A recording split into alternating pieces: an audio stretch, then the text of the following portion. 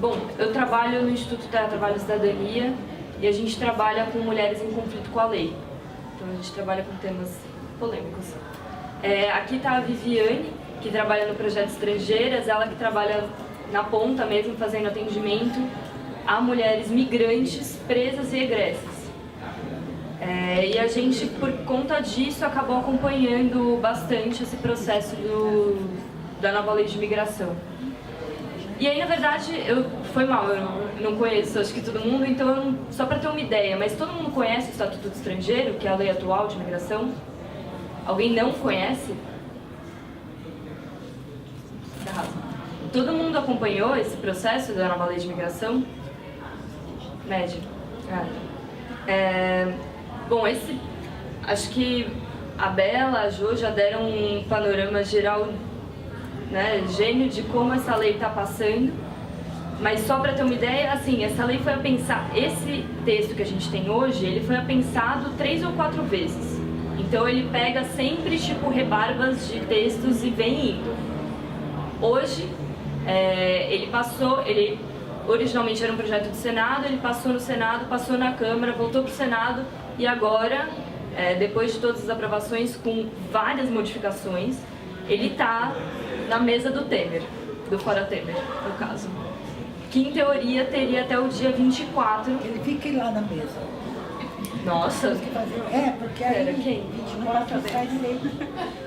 Sai direto, como está. Então, eu fiquei muito pensando nisso. Porque, assim, eu acho que ninguém, pelo menos dessa geração, se ligou o que acontece com o prazo de você mexer numa lei se o presidente cai. X, né? Eu acho que a gente vai ter que ver as letras pequenas, assim. Mas está com uma situação de vulnerabilidade e não pode fazer nada. A gente vai ter que ler as letras pequenas da Constituição. Mas, de todo jeito, fato é que o texto que a gente tem hoje, ele é mais ele tem mais garantias do que o Estatuto do Estrangeiro, até porque isso não é nada difícil, né? Então, só para também ter uma ideia de panorama, o Estatuto do Estrangeiro é de 1980. A Constituição é de 1988. Ou seja, fatalmente, tem 1000 coisas nesse estatuto que são inconstitucionais, e tem mesmo. E para isso, ou seja, para você garantir a aplicação dessa lei, que é em grande parte inconstitucional, e para você não derrubar ela, você faz o quê? Resoluções. Então, tipo, o CENIC, por exemplo, tem um puta trabalho de fazer resoluções, atrás de resoluções, para que você garanta a aplicação da lei, de forma que ela não seja inconstitucional. Mas assim, de fato né? E aí, por isso foi uma coisa que realmente deu muito caldo, falando, né, na mobilização para pensar num novo projeto de imigração, num novo projeto de lei de imigração. Ok, ótimo, temos um texto mais garantizador, tem muitas críticas a esse texto, até porque muitas sugestões que sociedade civil, movimento social fez para serem acopladas no texto não foram acatadas, obviamente, né? Porque nem tudo é. Mas aí agora tá esse texto na mesa de Fora Temer e ele tem o poder de fazer vetos. E aí quem que tá pressionando para fazer os principais vetos? Defesa, Polícia Federal e Gabinete de Segurança Institucional. A Casa Civil. Hã? E a Casa Civil. E a Casa Civil. Então são os principais grupos que estão articulando vetos que, pelo menos na minha cabeça, eu separei em 4 tipos, assim. O primeiro veto gravíssimo que tá se querendo fazer é a garantia de direitos para migrantes, independente da situação migratória. Esse é o primeiro veto que eles estão querendo tirar. E aí a gente já começa a entender qual é o que vai ser o tom dos próximos vetos. O segundo veto é a garantia de ampla defesa e contraditório para casos de deportação. Então, o Brasil, assim, em teoria, né, do que a gente estuda, ele não tem grandes casos de deportação em massa. Não é tanto lá Estados Unidos, por exemplo, né, que tem um histórico de deportação em massa, principalmente de imigração latino-americana. O Brasil, em teoria, não tem tanto isso. São deportações meio dizer, caso a caso, avulsos, exato. Só que vem mostrando uma movimentação meio diferente. O caso dos venezuelanos foi muito paradigmático por isso, né? Vou falar. E, enfim, tem outros grupos migratórios que a gente vê que são deportados a rodo. E aí não sei se vocês sabem também, mas da existência do chamado conector no aeroporto de Guarulhos. Alguém não sabe? Não sei. O conector é o apelido carinhoso que deram para uma salinha, que em teoria é uma salinha de espera dentro do aeroporto, que foi transformada num pequeno cárcere, digamos assim. O que acontece?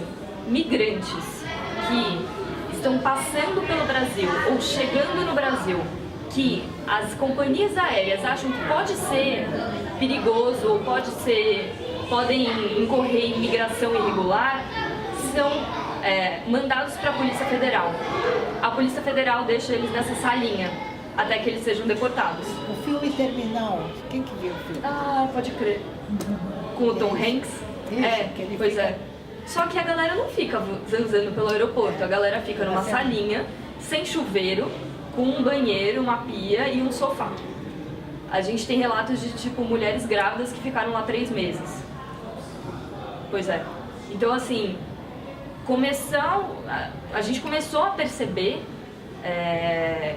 que o Brasil estava começando essa cultura mais de deportação mais massiva do que a gente imaginou, que era uma coisa mais caso a caso. Então, por que eu estou falando isso? Porque esse veto, o veto dessa proibição, né, de uma deportação sem processo legal, vem muito nesse sentido, né? É uma coisa que a gente já abre o olho pensando que a gente tem casos aí muito emblemáticos de violações de direitos humanos crassos, assim. De que países?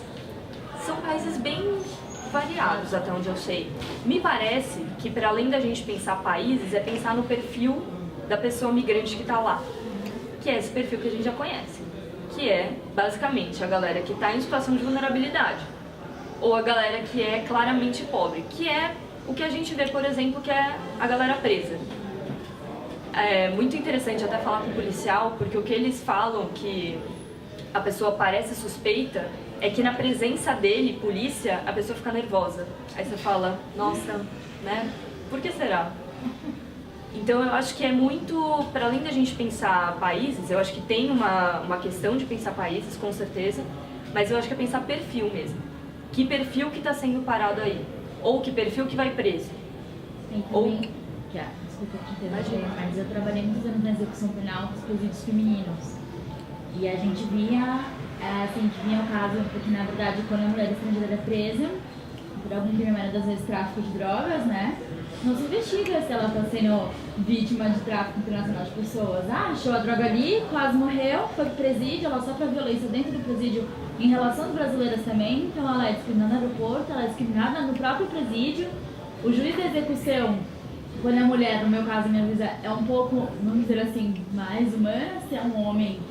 E aí chega uma cartinha da Polícia Federal pedindo a expulsão. Então, assim, quando ela cumpre a pena regressa, ou ela recebe a cartinha e ela tá expulsa, e ela faz dela que se vire pra arranjar a passagem, ou se ela não tem o pedido de expulsão, ela vai pra rua, sem dinheiro nenhum, e ela fica lá. E o que me mais pegava é que em momento nenhum se investiga por que aquela mulher estava com droga no corpo, da onde que ela veio, como ela veio. E é o padrão.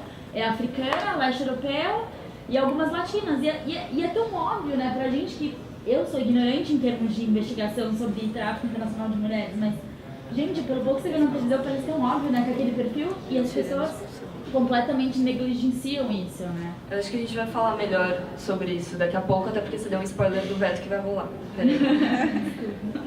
Tá, terceiro veto, que é super problemático, é o que a Bela já falou, que enfim, conseguimos colocar um parágrafo na lei que garante a livre circulação de pessoas indígenas, de povos indígenas, pensando exatamente que essa galera estava aqui antes de fronteira existir, não é? Então essa galera devia poder circular sem pensar em fronteira. Porém, grandes ruralistas não acreditam nisso, não é mesmo? E aí é isso. além de grandes ruralistas, é a galera que tem a pira da fronteira. Então, que vai falar que não, a gente tem que respeitar a fronteira nacional, soberania nacional, blá, blá.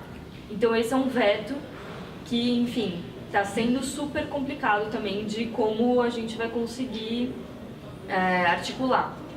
E aí, o último grupo de vetos que eu acho que é complexo, e aí esse é o mais polêmico, então por isso deixei ele por último, mas é o da expulsão. Então, a gente conseguiu que nessa lei fossem garantidos alguns direitos no processo de expulsão. Todo mundo sabe o que é expulsão? Sim? Porque tem, tipo, tem deportação, tem expulsão e tem um outro que eu nunca lembro o nome, extradição. Deportação, bom, expulsão é o que acontece depois do processo penal.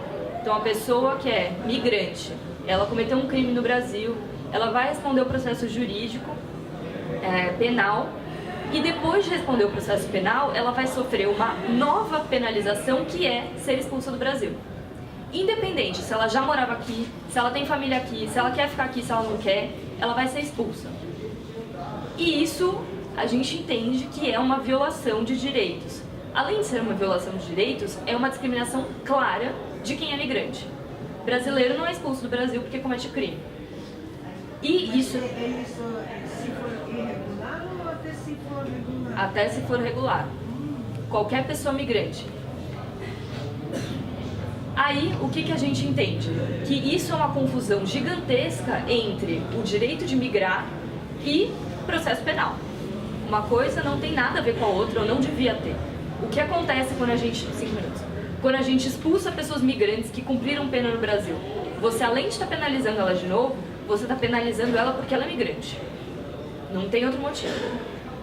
Nesse projeto, a gente já, enfim, depois de muita discussão, porque isso é muito polêmico e foi realmente uma conquista colocar esses poréns aqui, mas os vetos que estão sendo pedidos de garantir que pessoas, que alguns grupos não sejam expulsos. Esses grupos são pessoas que entraram no Brasil com menos de 12 anos, ou seja, que já estão aqui há muito tempo, pessoas com mais de 70 anos, ou seja, que podem estar em uma condição de vulnerabilidade, e pessoas que já moravam aqui há mais de 4 anos, ou seja, que já estavam aqui.